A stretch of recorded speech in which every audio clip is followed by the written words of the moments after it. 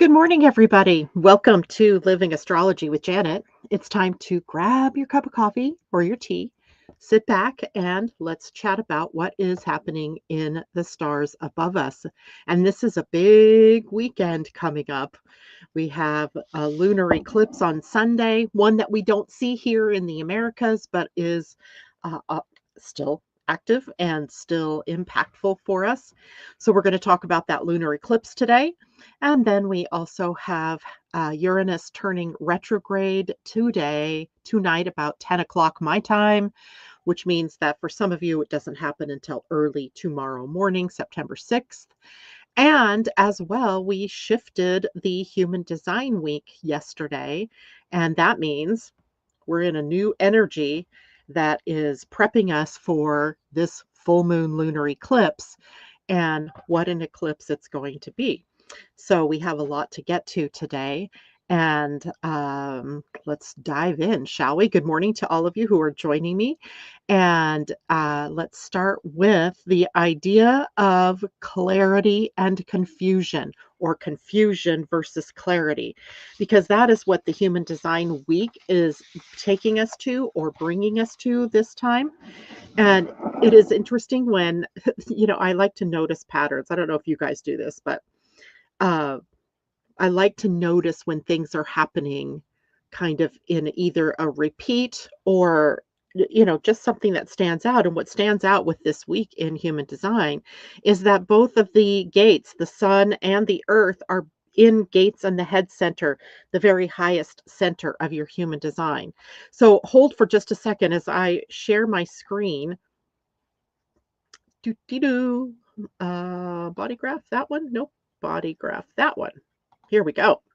So what you're seeing is a human design chart, and up there in the head center, boom, right there is where our two gates are. The gate 64 on the left side is called the gate of divine transference in quantum human design, but it was also called the gate of confusion when we were using traditional human design language. And so then the earth also in the head center in a gate now called curiosity in quantum human design, but is also called doubt in traditional human design. And, we used to say all the time that the head center has confusion, wonder, and doubt in it. This is the head center. It's highlighted here in pink. And that means that the head center, where it is that we often will rely on to make decisions, is not the right place for us to make decisions from, right? So it tells us that decisions have to be made lower because what's in that head center can become very confusing, get us on that wheel of rat race thinking, right? Just going round and around and around. So when we are looking at the head center, or sometimes we call this the crown center, it's at the very top of your body graph chart. But notice, if you can just barely see the outline of the human head here, that part of that is extending above the head and the other part is down in the head center. And that's because this informational center brings us inspiration, information from, the ethers, if you will, from the cosmos, and then brings it into the physical body to be fielded by the ajna, the second center down. Right. So there is this divine stream of consciousness, let's say, that comes in. It's the input from the universe, right? And this is an inspirational center or an inspiration center, but it is also a pressure center. And the pressure in the head center is all about answering questions: how, what, why, when, is this correct? Can you prove that this is correct? Or can you prove this is true? So a lot of questions get through this center. And this is where mental pressure originates, especially the why and the how questions of life. And it isn't designed to solve things, right? So no matter how much pressure you're feeling to solve things from the head center, it is only here to inspire mental processing in the ajna below it, right? That second center below. So when we look at the energy flow here, this is an energy flow that takes in abstract inspiration, like what could be, and also logical inspiration, the recognition of patterns and doubts, and recognizing that those are there, and awareness of past insights that you've had about, say, the same subject, or about how you make connections. And everyone feels the head's pressure. You're not immune to it, right? With the head center defined, if you have it colored in your human design chart, you live with continual mental questioning. And you know that pressure, right? You know that your mind is always going, well, why, how, is this true? Is this right? Can I, what else do I need to know? All of those questions are always there. When it's undefined, and about 50% of the population has the center undefined, you're more open to external inspiration, but really vulnerable to mental anxiety or overthinking from the conditioning field around you. So no matter what, we all have the head center. No matter what, we are all being impacted by this energy at this time, right, during this week. And the gift here in the head center is that inspiration isn't meant to be answered right away, right? It's a spark. It's the catalyst, right? It's the head provides the questions, but not the answers, right? And we're so used to relying on the head for the answers that it's upside down, right? The questions and the inspiration come from the head. It is the ajna's job further down, the next center down, to actually, work through, compare and contrast, draw on past inspiration or draw on past knowledge, to try to form the next response, right? But that's a story for another day. Now let's talk about the sun in the gate 64. So, the sun represents the highest and best that we can expect energetically from the week. It's what we are all striving for. It is what we all feel like we need to rise to. And the sun in the gate of divine transference was also called the gate of confusion. So don't get confused. I'm using quantum human design languaging. And this is the last gate in the abstract circuit. So this really brings all the experiences and images and stories of the past. Yet before they can make sense, there's confusion. It appears as confusion, like the jigsaw puzzle that's in front of you, and you have to go, oh, how do I put all this together, right? You first find the corners, perhaps, and then maybe you find pieces that look similar and see how they can fit together.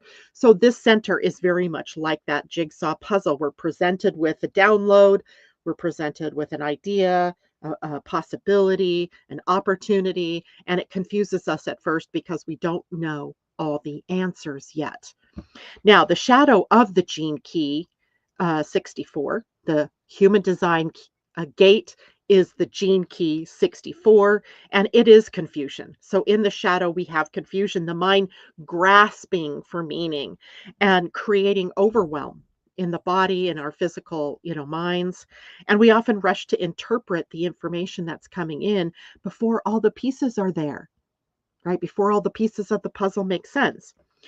In the gift level of the sun at gate 64, we have imagination.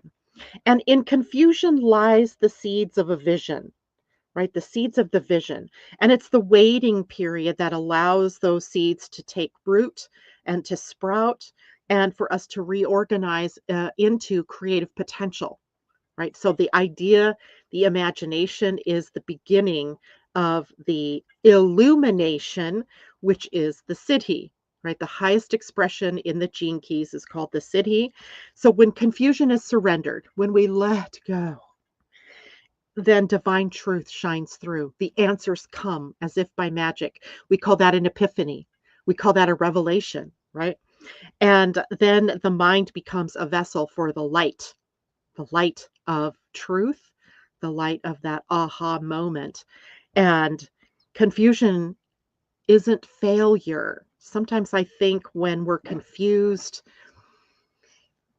I don't know where it is that humans thought or got the feeling that we had to have all the answers in the moment and that something's wrong with you if you don't have all the answers in the moment. That part is simply not true. Confusion is not failure. It's kind of a necessary stage of transformation, like the puzzle that we were talking about, right? The pieces have to scatter before the picture emerges. We have to move them into different parts and pieces, right? Different areas of the jigsaw. So confusion is not something that hinders you. Uh, Unless, of course, you take that in and you believe yourself to be confused. There's a difference between saying, I am confused or I feel confused, right? Those two are very different. So remember, words are important.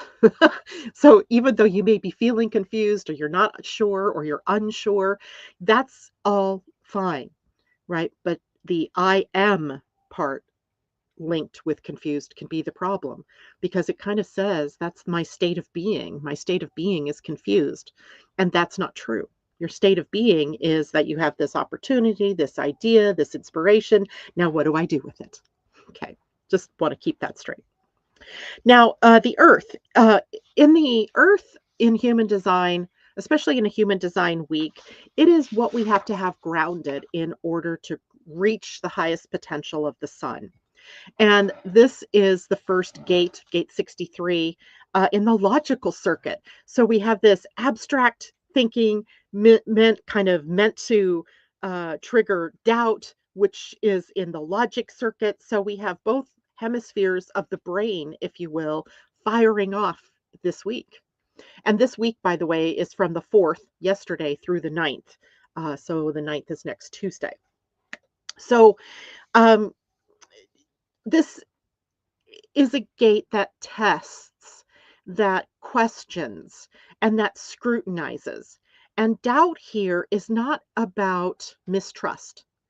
It's really meant to be a refining tool, like, digging deeper, asking more questions, perhaps. In the shadow of the gene key 63, doubt is the word that we use. The restless mind that questions everything, and it falls into suspicion, skepticism, and paralysis. Or paralysis, not all three at once, maybe all three at once, but paralysis. And in the gift, when we rise out of that doubtful thinking or believing that there's something wrong with the things that we're thinking, and then we can move to inquiry. And inquiry is the gift level of the gene key 63, and it's healthy questioning. And that healthy questioning leads to progress. And doubt evolves into curiosity, and we can test our ideas against reality. And then truth can stabilize the reality, it stabilizes the doubt. And when we reach to the city, the highest expression, we get to truth. Beyond questioning lies absolute clarity of inner knowing, truth without the need for proof. And doubt becomes a problem only when it attacks itself or others, right? When it becomes externalized.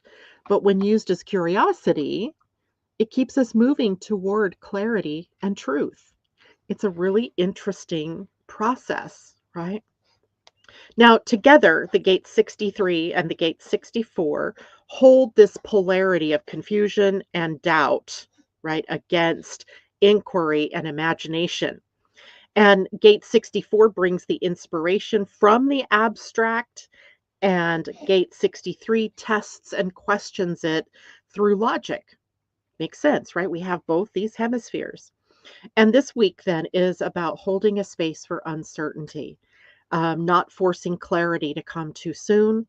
Confusion and doubt are not obstacles, they are sacred thresholds that really birth imagination and inquiry and ultimately bring us illumination and truth, right? So, not to be feared, not to be, you know, um, overwhelming or anxiety creating. I hope all of that makes sense. So, we should also talk about how it looks in your own human design chart. So, for example, I have a completely open head. I don't have any of the gates on the head defined at all. So now I have I would have the gate 64 and the gate 63 hanging, right? They wouldn't be connected. Actually, I do have the gates on the ajna. I have the gate 4 on the ajna defined. So my gate 63 doubt now connects with the gate 4 in the center of certainty, which brings me answers, right? That's how that would connect in my chart. And it might be doing that in yours as well. The gate 64 for me remains hanging because I don't have anything at gate 47. So, on one hand, I have a lot of ability to use logic energy, and this makes so much sense to me right now with the lunar eclipse impending, with all this Virgo and Pisces energy. Virgo being the logical mind, Pisces being the more abstract part of the mind, or the more abstract and imaginative part of ourselves. So all of this is making total sense, right? That this week is bringing us maybe this little bit of upheaval as we have to go back and forth in our minds between the logic and the abstract, which, we are somewhat pre-conditioned to logic, maybe because of our upbringing, maybe because of the schools that we went through, right? The learning process is all about use your brain, right? Use your mind, pros and cons, and all of that. So, kind of, we have learned to ignore sort of the imagination, and that is to our detriment. So, make sure you're blending both hemispheres of the brain.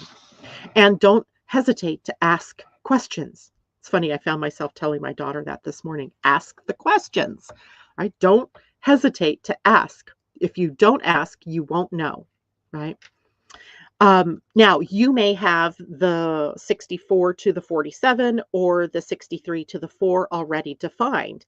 If that's the case, the sun and earth now are bringing extra energy to the thought processes that you naturally go through, right? If you have that head center connected to the ajna through one of these channels, you're already a thinker, right? You're already someone who uses the mind a lot and kind of depends upon the answers that are generated from your head center and your ajna, believing you have certainty in that center. The danger for you is that you might decide on things without waiting for your authority or without using your strategy in your human design. Remember, strategy is based on your type. The manifesting generator has a hybrid strategy of responding to what shows up in their outer world, plus informing those people who will be impacted by their decisions. A generator is responding to what shows up in the outer world. That is their strategy. And a projector is waiting for the invitations. A manifester is making sure they inform others before they take action. And our reflectors, they are kind of waiting a full 28-day cycle of the moon before they take action, right? So we have to remember that strategy. Then you also have an authority, right? So you have to really know who you are and, what it is that you use. What are your tools on your tool belt that help you clear out the mind? So if you have those defined, be sure that you are defaulting to your strategy, your type, and your authority. And if you have an open head that suddenly becomes defined because it connects to something on your ajna, again, you might also suddenly have access to what you think is true information for you to take action on. And again, you would need to pay attention to what your type and strategy and authority are. I hope that makes sense for everybody. All right, I'm going to go back now and say good morning to people. I saw J-Lo in here this morning. Happy Friday to you as well, J-Lo. Teddy Hickok says, hola, everyone, charged and ready to go. That's a good thing. Terry, he's with us this morning as well. Good morning to you. Christine, good morning. And Patty is in the house. Good morning, Debbie Tibbetts Tumiel. And Teddy says, the red sun is setting and the red moon were both amazing, right? But they're red for a different reason here. Wildfires, right? And it gives this eerie glow to the sun and the moon both at night, not eclipse related at all, but totally eerie looking, right? And we kind of get used to this on the West Coast because fires are just a natural part of our summer, especially our late summer. And yesterday it was so eerie because not only was the sun in that kind of reddish orangey glow of the fire, the smoke in the sky. There was no wind, so it was eerily still and quiet. And the sky looked bizarre. We're like, ooh, what's happening? Anyway, thank you for sharing that, Teddy. Christine, defined head in Ajna through 47, Taurus ascendant. And what you're saying resonates through, though no defined 64, but now the 64 becomes defined, Christine. So indeed, you are looking for the epiphany, the aha moment, the thoughts all coming together, the jigsaw puzzle pieces starting to take shape, right? And that's a very positive thing, as long as you don't get overwhelmed by all the thought processes going on in your head. And certainly do not make decisions from your head. There is no decision-making power at all in the head center or in the ajna. The head center is a center for pressure and inspiration. The ajna, the second center down, is a center for awareness. There's no motor energy there. There's no doing energy there. That comes below the throat, right? That all comes from the lower parts of the body. So it makes it very difficult because we're so mind oriented we're so, conditioned to make those decisions from that place, but that is not the true place of making decisions. And let's see what else. And having your ascendant there is another, that kind of having a Taurus ascendant can help slow things down a bit, maybe helping you to get back in your body to see what it really feels like lower in the body before you do anything. And of course, analysis paralysis is a part of that, or can be. And that's a whole danger this weekend with the solar or lunar eclipse occurring, but also through this whole month, basically, with so much Virgo energy penetrating into our awareness. Good morning to Tom. Open top triangle like you, hanging 64 where Earth is, 63 defined where Sun is, 63, 4 is defined, Mars is at 4, right? That's what I have also at the gate 4, because, Tom, you and I are only 3 weeks apart in age. So we have a lot of the same things, just our charts are jiggled a little. But our human designs are very similar. And that gate 4 matching up to the gate 63 can help bring clarity from doubt. But is it the right answer? That's the question. And the right answer, if you take action from it from the head, may not be correct. So you have to wait through whatever your authority is. And for that, I don't remember. It's either sacral or maybe it's splenic, meaning you either get the body yes, or you get the intuitive yes or no. Or if you are emotional, you have to wait through your emotional wave to see what is correct for you or not. And Christine, Mercury in Pisces doesn't help much either. I always say that about my Mercury in Cancer, and it's also retrograde because, that just gets the emotions into the decision-making process, which isn't always comfortable, nor is it easy. And those emotions can sometimes cloud everything, and Pisces is water. So it's also emotional energy, but it's also imaginative energy and spiritual energy. So a lot of times you're maybe thinking way outside in the ethers, way outside the box. And that Taurus ascendant you have brings you back down to earth, brings it back into normal, feet on the ground energy. It's kind of funny because the feet are the body part that Pisces rule, right? You got to bring those feet down to the ground in order to anchor imagination into reality. Good morning, Kelly Blau. I'm so excited to see you here, and I'm excited for your upcoming session as well. I have everything geared up to send out to you today, so be looking for your email, human design chart, report, astrology chart, and report. Tom has solar plexus strategy authority, So you have an emotional solar plexus defined, and that means that you are here to wait through the emotional wave, right? Make sure that you are always saying, is this right for me? Does this feel good? Is this the right timing? Is this what I want? And that's how you make your decisions. That's how you make your best decisions. And especially if they're big decisions. Like if you're just asking the question, do I want to walk to the store? That's not a big thing in life. But if you're asking, should I, take this job or should I change jobs? Then it is a big decision, must be run through the emotional solar plexus. All right, great questions. So if you guys have other questions or if you're noticing something in your own chart that you want me to clarify, please let me know. In the meantime, I'm going to move on to the biggest news of today, which is Uranus's change to retrograde motion. So, right at this moment, Uranus is hanging in kind of a stationary placement. He's not moving forward. He's not really moving backwards yet. But at 10:27 p.m. Pacific time this evening, he will move into retrograde motion. And that means for those of you on the East Coast at about, what is it going to be, 1 a.m., 1:27 a.m., it will be moving into retrograde for you. So it's just, straddling the 5th and the 6th. If you're further east into, say, Europe, that means it's also happening September 6th for you.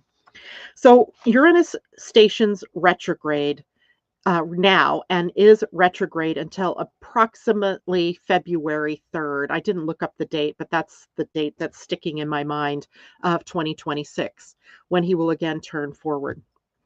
And during this time, that means he is journeying backwards through the part of Gemini that he's been in, which is only up until about the second degree. And he'll be moving back into Pisces or moving back into Taurus. So, for those of you who are Taurian, or for those of you who are Scorpio, Uranus is going to be back in the territory that he was in earlier in this year, and actually for the last previous 7 years, maybe finishing, some of the work that he began. And the astrological meaning for Uranus in direct motion in when he's moving forward is a little different from what it is when he's moving retrograde, and it's maybe a little more pronounced with Uranus because of course he's about awakening and he's a lightning bolt and he's unexpectedness, so of course he's going to be a little different. We call him the contrarian for a reason. Right? He does things different. His axis spins like this instead of like this, like our planet spins on a vertical axis. Well, Uranus spins in a different way, right? Its poles pointed to either side instead of up and down. And so he's a fascinating character. And when he is in direct motion, he can bring sudden external upheavals or unexpected surprises in the outer world. And not that he doesn't do that when he's retrograde, but in retrograde, he invites us to be introspective and to maybe, realign ourselves before we make any changes. And it's time for us then in Uranus retrograde to rethink our patterns, communication patterns for Uranus retrograde in Gemini, our value systems for Uranus retrograde in Taurus, and maybe our routines and how we innovate in our daily lives and how we subtly shift during the retrograde rather than the jolt of the retrograde, right? Or the jolt of the forward motion. And so this period greatly recalibrates our inner versus outer priorities and experiences of change. And our awakening, right, is moving internally. It's less about rebellion for its own sake and more about rewriting the script of what really matters, what's really truly important for you to change in your life. Now, when we look at Uranus as a transpersonal planet, meaning he's really much more impactful in society or in culture or in the outer world, the bigger, the transpersonal energies, Uranus, Pluto, and Neptune, all three take us into the transpersonal. So we see more of their impact in the collective as opposed to the personal. Although, don't think you're in the clear because the personal is always impacted by the collective, right? And vice versa. So Uranus governs innovation and technology, which we already know, right? He governs the future. And he can sometimes do things through shock-based changes, right? Upsets, things that we don't see coming that just shake us up. It's the often said the change that we didn't know we needed and that we seriously don't want. But there it is, right? We have to change. So its retrograde station is often reflected to us through politics, through technology, maybe the discourse around technology, and AI is the big one right now, and cryptocurrencies and the shift in the money systems, the Federal Reserve, these things, that are big uh, things that get impacted, collectively, that then trickle down and impact us personally, right? Now, as the energy in Gemini shifts, conversations around AI ethics might be much more available. We might hear much more about it. Technology research, what's going on new in technology, things that have been kind of hidden from us might suddenly become we're aware of it. Maybe technological overreach, where technology is reaching too much into our personal lives, like, Big Brother and all of that kind of stuff. And equity also in technology and innovation becomes more prevalent. So we're really um, in this retrograde phase of Uranus, we're really encouraged to question and refine positions rather than to react impulsively to what is happening in the outer world. Like, we have to take it in and we have to rethink. We have to reevaluate what our actions are, right? Because sometimes Uranus can be just sort of like Mars and be impulsive, right? And can join up with a rebellion without really too much thinking about it. And that rebellion turns into be one without a true cause and ends up blowing up. So at this point in time, we have to try to be very questioning and refining and circumspect before reacting impulsively, right? That's a big deal from now until February. Now, in human design, I should have noted this in the chart. Let's see if I can go back to the human design chart and show you. Oh, you probably have to share the screen first. That always helps. And I think, there we go. All right. Now, tell me if when I clicked on this, you see, I can go back in StreamYard and look and see if you're seeing the gate 20. Okay, you are. So Uranus is at the gate 20 in our human design. And gate 20 is called the gate of patience. Patience being tested right now, has been anyway, for a bit with Uranus at the gate 20. And the gate 20 is on the throat center. So it is a center, of course, of action and communication, creation, right? In the throat center, we manifest, we bring to life, right? We bring to reality.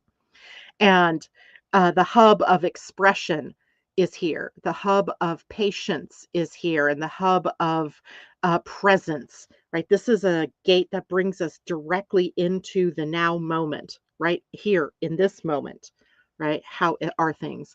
And it's known as the gate of now or the gate of contemplation, urging us to align our authentic expression with grounding in the present moment, like in this moment, right?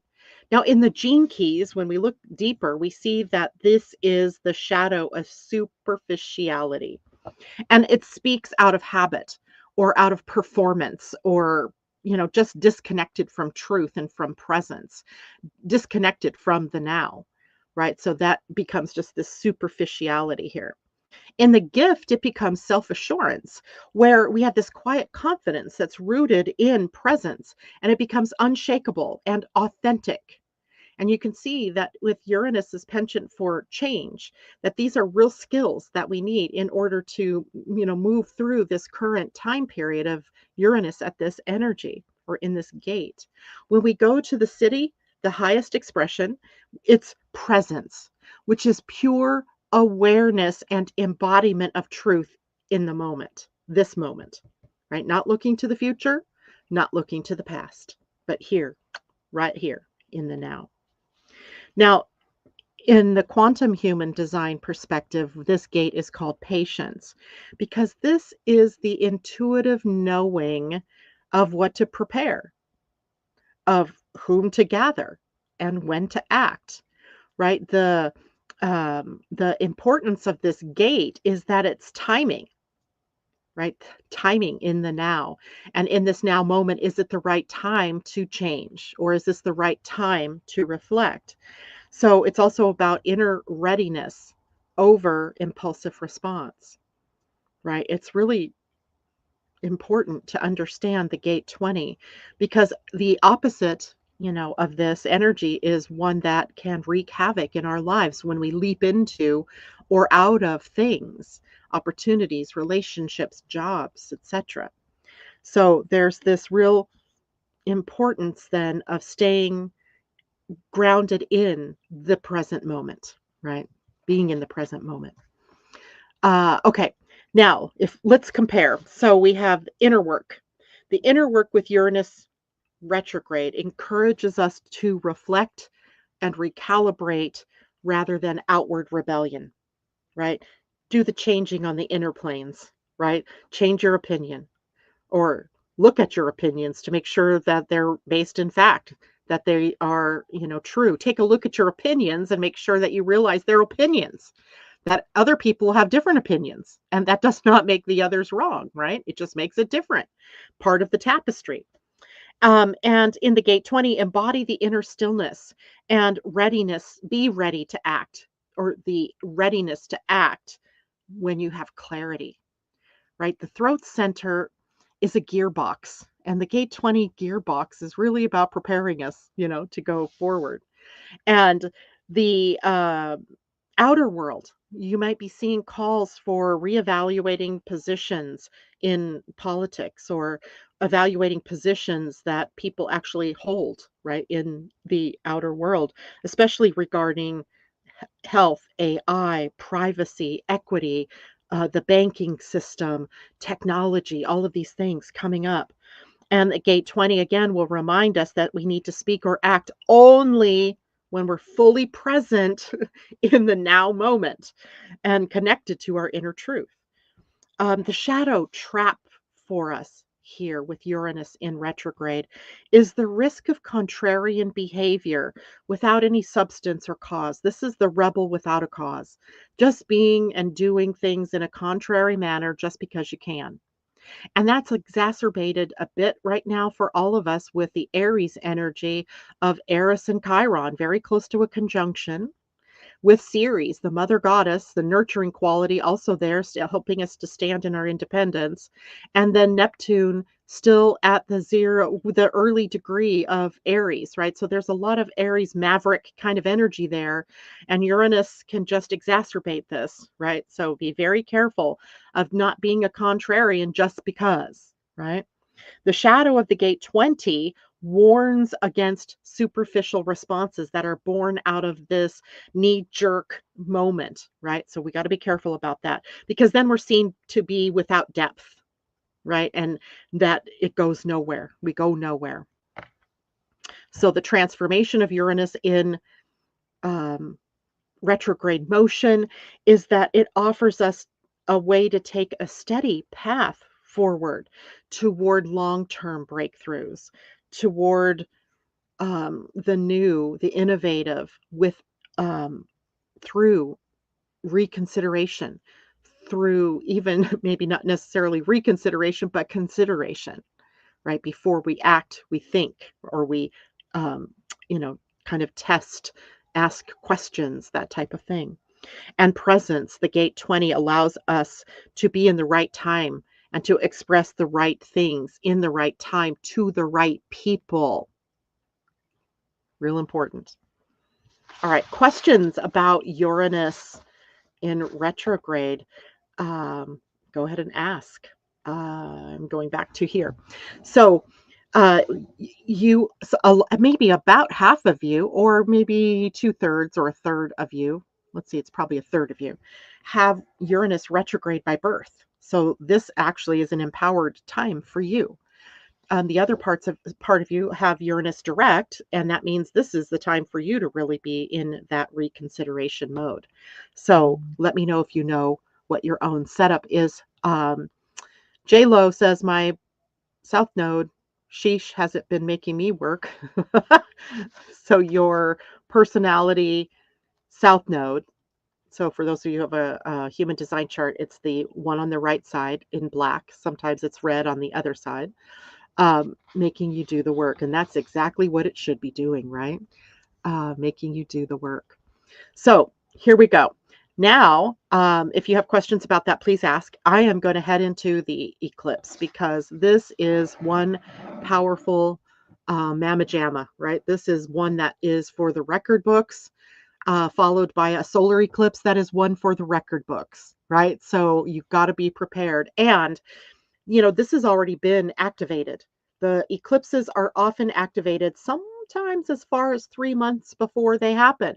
So that can take us back to early June, right? That's 3 months ago. So you might have started feeling like, oh, changes in the air. I'm going to have to let go of something, or I'm going to have to make a change. Now, eclipses happen when the sun, moon, and earth are lined up along the lunar nodes of your chart, or the lunar nodes, right? That's what drives these eclipses. And they're the points of destiny in astrology. The north node showing the direction you're headed, the south node, the one that holds the gifts and the talents and the past. How things worked in the past is not how they work in your present. So we're always in a process of moving from the south node to the north node. And the eclipses also pattern that for us. They act like cosmic reset buttons, right? That they're jacked up energy, right? They are accelerating events and bringing to the surface what's ready to shift. So they're big, right? And they happen twice a year. We have them right now in the spring and in the fall. And when they happen, we are absolutely um, guaranteed that something is massively shifting. Now, the more personal it is to you in your own chart, the more likely that you will have the personal shifts going on. The less connection to your chart, and that happens. Sometimes you're being hit dramatically, and other times it's like, yeah, well, there was an eclipse. Okay, right? Lucky you, right? Because the next one might not be that way. So think of these as kind of course corrections brought to you by the universe, right? The universe's gift to you for change, right? Because often those, again, are changes that are brought to us by something that is needing to be let go of, right? This is a lunar eclipse. So the sun and the moon are in opposition to one another. The moon in this case will be lined up with Pisces. This makes this a north node eclipse, meaning this is a precursor to the future, right? So we're seeing, the handwriting on the wall, if you will, is kind of the future. And what does that future bring? And bringing that into you personally in wherever Pisces is in your chart. And then the sun is in Virgo with the south node. So the sun in Virgo hanging with the south node is saying, okay, what habits and routines aren't healthy? What no longer supports my well-being? And that's how you can be able to change and move toward that north node. And it is a time of release. It is a time of everything's changing, right? And the solar eclipse, which is coming after that, is the new beginning, right? And it happens to happen at a karmic degree, the 29th degree. So it'll be a powerful new beginning. And by the way, the lunar eclipse on Sunday is at about 15.23 degrees of the chart in Pisces, so halfway through the sign. Now, these eclipses are part of, or a bigger part of, the mind body journey that is this particular season that we're in this Virgo season. And the first of these eclipses focuses on clearing out the mind, right? What do I have to let go of? What are the old thinking processes? How do I, pull all of that out? And then the next one will be about how do I embody my destiny, right? How do I embody based on these new thinking patterns? How do I embody that? So the eclipses are working together. They're not kind of just in a vacuum. All right. So these eclipses are extra powerful, and you need to understand why that is. So they're not just any eclipses, right?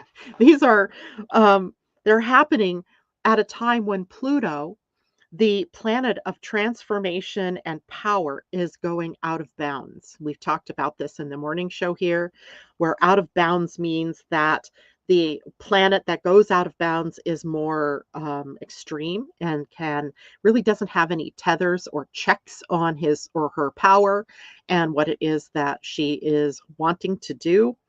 And this is the reform phase for Pluto, right? If you read the book by Rosie Finn, called Persephone's. I have the book right here because it's a fascinating read. Persephone's Revolution, Pluto's Path to the End of Empire. Rosie Finn, the author. Such a great book. And she goes through plenty of examples through history of when Pluto has been in this particular phase and what it has brought to humanity at that time. And in this case, what we have is Pluto moving into this downward trend of reforming all of the power that was the previous out of bounds, right, where power became corrupt, and changing it now, moving it into reform energy. So, what shifts in September through these eclipses isn't just personal, it's really very much human oriented. It's on the bigger scale. And, it is part of a much bigger collective awakening and reweaving and realignment that we are going through, right? And this eclipse on Sunday is just one part of it. And the impact on the eclipse is that, when you have these big things coming at us, and remember the kite configuration in August, and then we have the long-term minor grand trine still activating, still there, creating this flow of the new, right? Underneath all of these big changes is something new that's just waiting to be birthed. And Pluto being out of bounds is a part of that reform that will bring that new to the surface. The lunar eclipse is part of your personal path to be a part of that new, as well as the collective path to be a part of that new. So they plug into not just the personal, but the collective as well. And they are like ignition points to reform, right? They're just starting this whole thing about reform. And it can be inner reform, right? The mind body connection. It could be feeding into outer reform, which is society and governance and systems, right? The things that, kind of maybe have outlived their usefulness. And now, if we look at just the September 7th eclipse, the Sunday eclipse, it is occurring at about, like I said, 15 degrees of Pisces. And in that is a very powerful kite configuration. Hold on, I'm going to see. For some reason, I could not find. I know I downloaded it. Hold on 1 minute because I had that chart. And let's see if it's in downloads.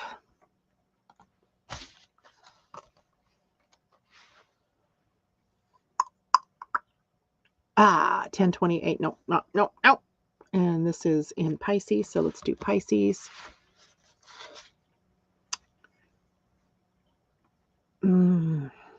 Pisces Eclipse. Did I put it? Pisces Lunar Eclipse. What did I put it under? Pisces. Lunar. Okay, well, forget it. I can't find it. So I'll hold up the chart because I have it in my hand. And you'll just have to look at it this way. So what we have is this powerful kite, right? Again, right? And the sun and moon are in opposition, so they're holding two ends of the kite. At the bottom, we see the moon with the north node and the Saturn very close to that. And then at the top, we see the sun with the south node and Mercury very close to that. So that holds the whole top of the kite, or backbone of the kite. And then we still have the minor grand trine. Let me see if I get a pen here and show it to you. The minor grand trine up here. This part with the black moon Lilith taking up part of the minor grand trine. The sun here and Jupiter there and the trine. And then a grand water trine making up the bulk of the kite. So we have the moon and the north node in Pisces, Jupiter in Cancer, the black moon Lilith in Scorpio.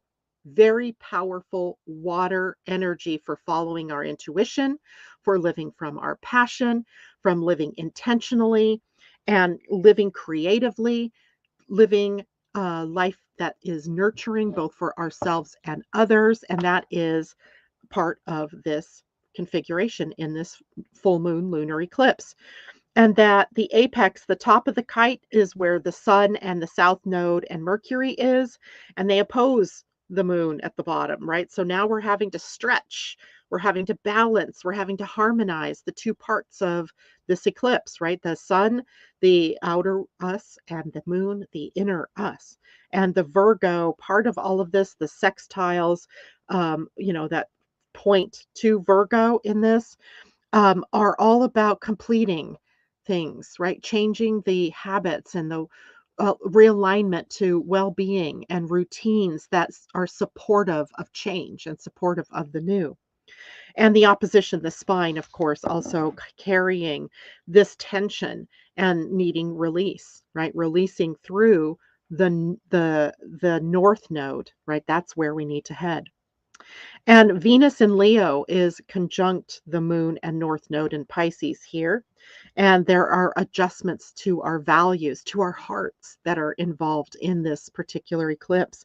Sensitivity, faith adjustments, right? The sensitivity, how are we feeling? How do we respond with empathy and compassion to our fellow human beings? How sensitive are we to reading the invisible energy fields, right? The morphogenetic fields, so we know what direction to head in and where we're being moved. Mars in Libra opposes Eris and Chiron in Aries. So now we have this relational diplomacy. How do we get along? How do we, how do we allow for each person's ideas to come to the table? Versus that, individuation that says, I'm the boss, I'm the one, right? I'm the one, kind of that autocratic or authoritarian response. And so this is the healing path to that, perhaps. And so, what needs to change in our thinking and our actions that align us more fully with the idea of being together in community? The background, the minor grand trine that is happening with Pluto in Aquarius, Uranus in Gemini, and Neptune in Aries is about reform and renovation all on its own. And it has this real energy of reconstruction about it. And it is innovative, it is future facing, it is simmering underneath all the way through 2028. And something that is that long lasting, that is in our faces, even if it's quiet, is telling us there's this engine running below the surface that is creating our need to leap out and change, to do something different. And the lunar eclipse is about, what do I have to let go of in order to realign myself? So that grand water trine in Pisces, Cancer, Scorpio may be mirroring some stuff for you in your own chart. And the shadow here of that energy might be, where you've been overly emotional, right? Where you've been overly caught in a memory pattern, keep going back to the past, yearning for the past, nostalgia, the whole make America great again thing is us, this hearkening to the past rather than taking a look at the now and where it is that we need to go, right? We got to take the best of what we've learned about ourselves, blend it with the now so that we have a future.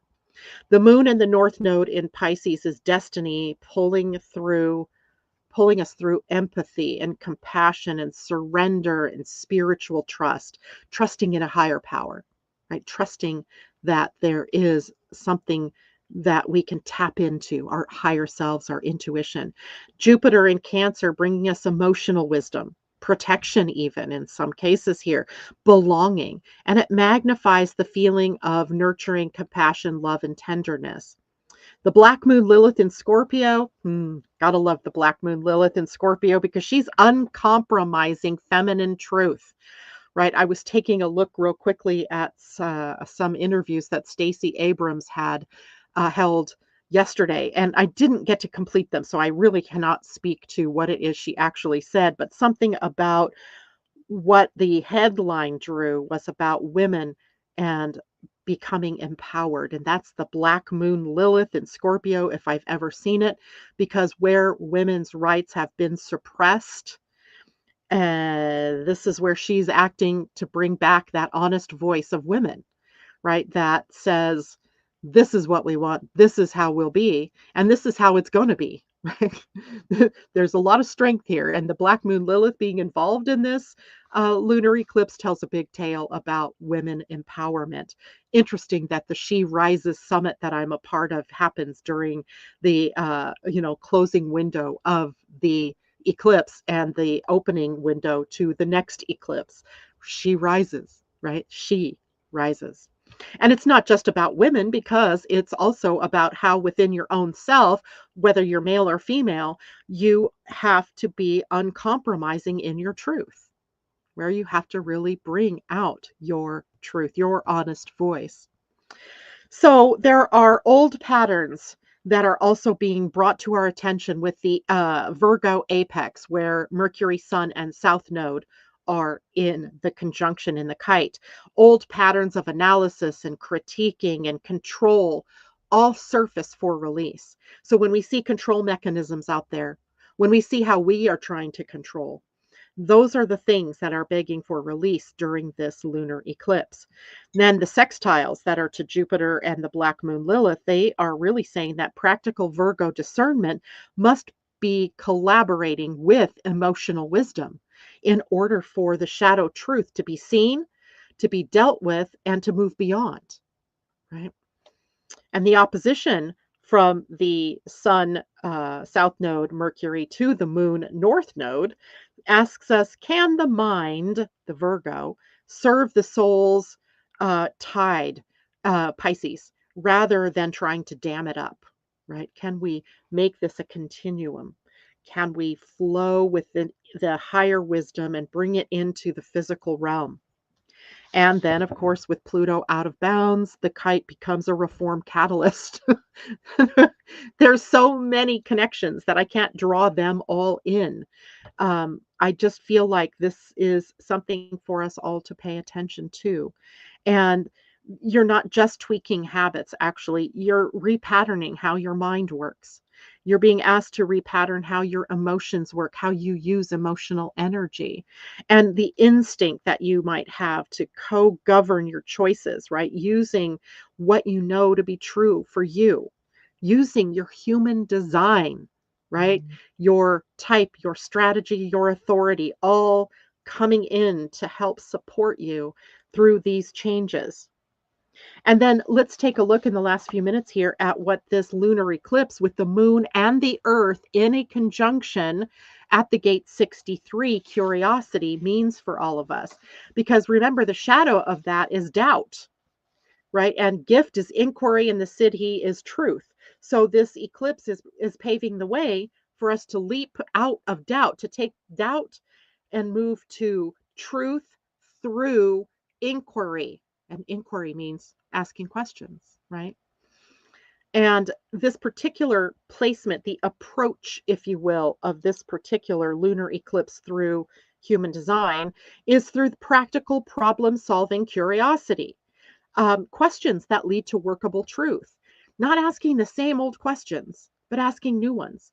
Maybe the question, how can this get better? How, what other possibilities are there?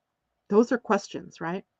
So we wanted in this eclipse to trade paralysis by doubt for structural questions like, how can we build this? How can we make this happen? How can we make this fair? You can go on and on with those kinds of questions that help us to restructure what is coming next. So the water trine opens up our heart, right? This is water energy. It takes us to our very soul, our inner soul. The Virgo apex, the top of that kite, really helps us to edit the story that we've been telling ourselves, but also telling others about what's going on. So we have an opportunity to let curiosity and imagination kind of become intertwined, braiding together truth and illumination, right, in the story. And then releasing the South Node in Virgo, the habits of over control, the habits of, not trusting in the flow. Those are what we can release during this period of time. All right. So look to your own charts. Where is it that you can bring more trust, spiritual surrender, more love? All of this energy is underneath this umbrella of love energy, right? Love. So That's it for me this morning, guys. I was going to find time to do a couple of card readings, but I left my cards over there. Oh, well, sorry about that. Maybe I'll draw a card and post it up here later. Um, okay, let's see. Tom had a question. Natal North Node is in Virgo, natal South Node in Pisces. This is exact opposite position, right? Yes, that's exactly right. Your North Node is in Virgo. So you personally are being asked to elevate your day-to-day habits and routines to be more inclusive of well-being, of surrender, bringing in, more of the discernment of what's right for you and what's not right for you, and letting go of the more dissolving dissolution energies of the blurred energies of Piscean energy. You want to be able to bring the imagination and the excitement that can be drawn up through Pisces into your Virgo day-to-day living. Perfect, right? That sounds like a good job for you, Tom. Especially since that's across your first and seventh house, which means it's personal, but it's also reflected to you through your closest relationships. There we go. All right, guys, now that's it for me today. Take care. Have a happy weekend. I will see you on Monday. Bye for now.